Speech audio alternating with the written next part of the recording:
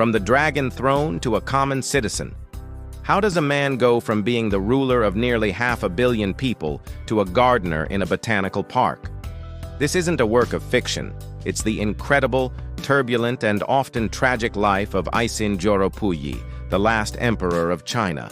His story is a mirror reflecting the dramatic collapse of an ancient empire and the birth of a new nation. It all began in 1908. Imagine being a 2-year-old child, suddenly torn from your mother's arms and brought into the heart of the magnificent yet eerie Forbidden City. This was Puyi's reality. The dying Empress Dowager Cixi, in a final act of power, chose him to be the next emperor. He was now the Son of Heaven, the Lord of 10,000 years. But what does that title even mean to a toddler? He was surrounded by thousands of eunuchs and ladies-in-waiting who knelt at his every whim, yet he was profoundly alone. He played, he learned, but his world was a gilded cage, cut off from the real China that was stirring and rumbling outside the palace walls. His childhood was a paradox, absolute power over his immediate surroundings, but utterly powerless against the tides of history. Just 3 years later, in 1911, the Xinhai Revolution erupted. The Qing dynasty, which had ruled for over 260 years, crumbled. In 1912, the young emperor was forced to abdicate. But here's the strange part. While China became a republic, Puyi was allowed to keep his imperial title and live within the Forbidden City, a surreal arrangement known as the Articles of Favorable Treatment. He was an emperor without an empire, a monarch in a bubble, still served by his court, still living a life of unimaginable luxury, while the world outside underwent radical transformation. He studied with a Scottish tutor, Reginald Johnston, who opened his eyes to the West. Puyi got his first telephone, wore spectacles, and even cut off his Manchu queue, a symbol of dynastic loyalty. He was a young man caught between ancient tradition and tantalizing modernity, dreaming of one day restoring his family's glory. This dream turned into a nightmare.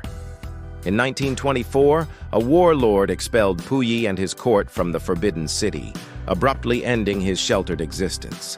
Adrift and stripped of his imperial home, he found refuge in the foreign concessions of Tianjin. Here, he fell under the influence of Japanese officials who saw him not as a former emperor, but as a valuable pawn. They played on his desperate ambition to reclaim his throne.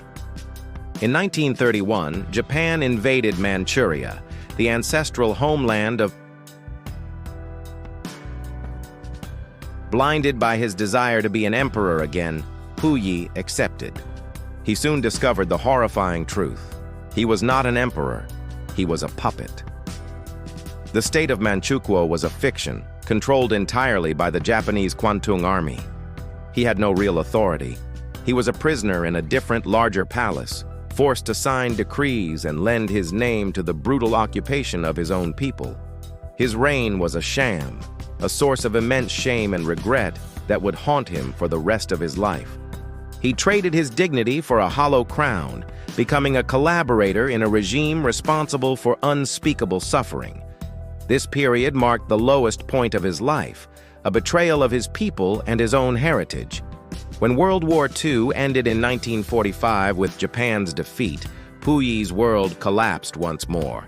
He was captured by the Soviet Red Army while trying to flee. After 5 years in a Soviet prison camp, he was extradited back to the newly founded People's Republic of China in 1950. But he was not returning as an emperor. He was returning as a war criminal. He was sent to the Fushun War Criminals Management Center for re-education. Here, the man who was once called the Son of Heaven had to learn to do the most basic things for himself: how to tie his own shoes, how to wash his own clothes, how to be just another man. It was a profound and difficult transformation. He spent nearly a decade in this prison, forced to confront his past, study communist ideology, and write detailed confessions of his life. It was a process designed to strip away the emperor and build a new citizen in his place.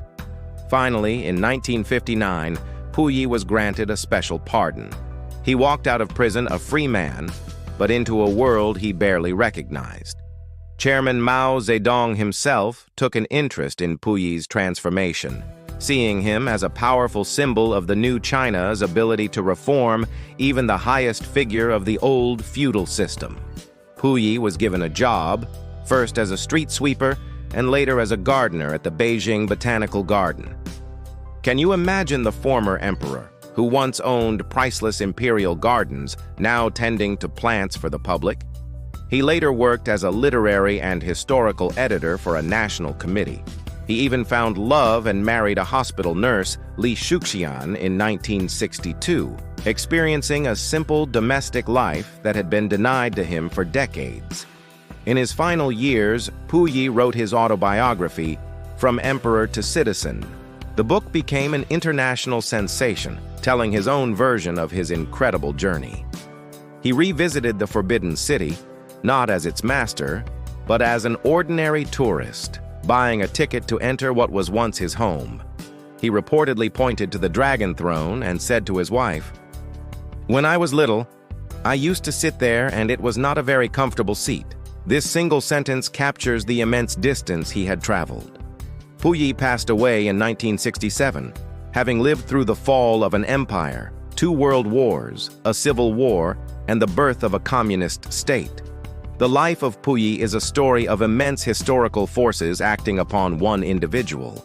Was he a victim of circumstance, a pawn moved by others on the chessboard of history? Or was he a flawed man who made disastrous choices in his quest for power? Perhaps he was both. His life serves as a powerful personal testament to one of the most tumultuous centuries in human history. From a divine child god to a powerless puppet, and finally, to a simple citizen, Puyi's journey is a profound and unforgettable saga of loss, redemption, and the search for identity in a world turned upside down. Thank you so much for watching. What do you think of Puyi's incredible life story? Let us know in the comments below. And if you enjoyed this journey through history, please don't forget to like this video and subscribe to our channel for more amazing stories. We'll see you next time.